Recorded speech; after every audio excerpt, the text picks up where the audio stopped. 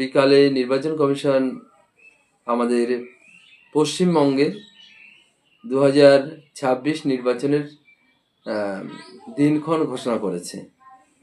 তো সেখানে আমরা লক্ষ্য করছি যে 2টি দফায় এই পশ্চিমবঙ্গের নির্বাচন অনুষ্ঠিত হবে, যেটা এইবারই প্রথম। ইতিপূর্বে এরকমটা হয়নি যে এত কম দফায় ইলেকশন করানো। তবে এই 2টি দফায় প্রথম 23শে এপ্রিল ভোট অনুষ্ঠিত হবে উত্তরবঙ্গের জেলাগুলোতে, আর 29শে এপ্রিল ভোট অনুষ্ঠিত হবে দক্ষিণবঙ্গের জেলাগুলোতে, এবং সামগ্রিক এই ভোটের রেজাল্ট প্রকাশিত হবে 4 মে। তো খুব মানে স্বল্প সময় আর সামনে আছে। যারা রাজনৈতিক ব্যক্তিত্ব তারা এখন মাঠে ময়দানে আছেন, তারা এই ভোট নিয়ে ব্যস্ত আছেন। যে প্রশ্নের প্রত্যেকে আমরা ব্যস্ত, কিন্তু একটা প্রশ্নে এখনো আমরা স্পষ্ট উত্তর নির্বাচন কমিশন থেকে এখনো পাইনি, যে এই 60 লক্ষ ভোটারের পরিস্থিতি কি হবে। বলা হচ্ছে যে নির্বাচন কমিশনের পক্ষ থেকে বলা হচ্ছে যে যেহেতু ব্যাপারটা সুপ্রিম কোর্ট দেখছে, তারাই নির্ণায়ক ভূমিকা নেবে এই বিষয়ে। তারপরে যেটা তারা জানিয়েছেন যে নমিনেশন সাবমিটের আগ পর্যন্ত সেই এলাকায়, মানে সেই অ্যাসেম্বলিতে বা সেই বিধানসভা এলাকায় যারা মানে যাদেরকে বৈধ হিসেবে গণ্য করা হবে বা যাদের বিচারাধীন ফল যাদের সামনে বেরিয়ে আসবে, তারা ভোটে অংশ নিতে পারবে। তো এই বিষয়টা সত্যি খুবই দুর্ভাগ্যের, এবং ভারতের নির্বাচনের ইতিহাসে এটা একটা সম্পূর্ণ অন্যরকম একটা দৃষ্টান্ত স্থাপন করবে, যে বৈধ হওয়ার পরও 60 লক্ষ ভোটারকে নির্বাচন থেকে দূরে রাখা হয়েছে। আমি আবারও বলছি বিষয়টা, তারা বৈধ, তাদের বড় একটা অংশ বৈধ, কারণ তারা 2000 এই যে 60 লক্ষ ভোটারে তার প্রায় মানে 70% উপরেও তারা 2002-এর ভোটার, কিন্তু নামের শুধুমাত্র হয় ফার্স্ট নেম বা মিডল নেম বা লাস্ট নেমের কোনো একটা জায়গায় কোনো গরমিল বা আদৌ কোনো গরমিল ছাড়াও অনেককে দূরে রাখা হয়েছে, মানে আন্ডার অ্যাডজুডিকেশনে রাখা হয়েছে। তো এই প্রশ্ন আমাদের কাছে, শুধু আমাদেরই নয়, গোটা বাংলার জনগণেরই প্রশ্ন নির্বাচন কমিশনের, যে এর একটা স্পষ্ট বিহিত করলে সবচেয়ে ভালো হতো। কিন্তু আমাদের মুখ্য নির্বাচনী আধিকারিক জ্ঞানেশ কুমার, তিনি বিষয়টা সম্পূর্ণ নিজে দায় এড়িয়ে সুপ্রিম কোর্টের উপরে ছেড়ে দিলেন। তো এই 294টা সিটের 60 লাখ ভোটার কিন্তু খুবই গুরুত্বপূর্ণ একটা বিষয়।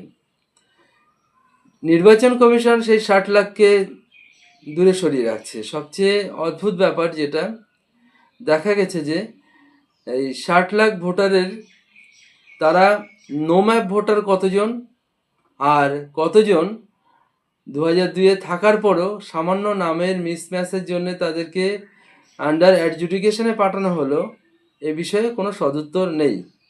প্রথম পর্বে আমরা যখন ভোটার লিস্ট সংশোধনের খসড়া তালিকা লক্ষ্য করলাম, সেই খসড়া তালিকায় দেখা গেল একটা প্রায় 58 লাখ ভোটার কে সেখান থেকে ডিলিট বা রিমুভ হয়ে গেল, যার মধ্যে ছিল শিফটেড ভোটার, যারা অন্যত্র চলে গেছে, ডুপ্লিকেট ভোটার, আর যারা মৃত ভোটার, ডেড ভোটার বা মৃত ভোটার, আর আনট্রেসেবল যাদেরকে কোনো ট্রেস করা যায়নি, খুঁজে পাওয়া যায়নি, সে সমস্ত ভোটার। তো এগুলোর পরে একটা ঝরঝরে লিস্ট পাওয়া গেল। সেকেন্ড যেটা আমরা লক্ষ্য করলাম, খসড়া তালিকাও এটা নির্বাচন কমিশন থেকে ঘোষণা দেওয়া হলো, এটা কিন্তু ফাইনাল নয়, এরপরে আরও একটা তালিকা আসবে। জানি না তাদের কি পরিকল্পনা আছে। এখন 2002-এর সঙ্গে 2025-এর যখন আমরা ভোটার লিস্ট মেলানোর কাজটা হচ্ছে, তখন দেখা গেছে যে 2002-এ যে ব্যক্তি নাম যা ছিল বা সেই সময় যেভাবে নাম ভোটার লিস্টে প্রিন্ট হয়েছিল, 2025-এ বিভিন্ন ডকুমেন্টের সঙ্গে তার ভোটার লিস্টের নামটাও সংস্কার করে, কোথাও কোথাও লাস্ট নেম চেঞ্জ হয়। যদি কোথাও মণ্ডল থাকে তো সে কোথাও মণ্ডল যুক্ত হয়েছে, কোথাও বা মণ্ডল ছিল 2002-এ, সেখান থেকে বর্তমান থেকে মণ্ডল বাদ দিয়েছেন, বা এরকম বিভিন্ন ধরনের ছোটোখাটো পরিবর্তন সে নামের করেছে। এই ছোটোখাটো পরিবর্তন শুধুমাত্র কি মুসলিম কমিউনিটির লোকেরাই করেছে? নিশ্চয় নয়, সমস্ত কমিউনিটির লোকেরাই এটা করেছে। কিন্তু এই যে লজিক্যাল ডিসক্রিপেন্সির নাম করে সংখ্যালঘু সম্প্রদায়ের বেশিরভাগ লোককেই এর মধ্যে আটকানো হলো।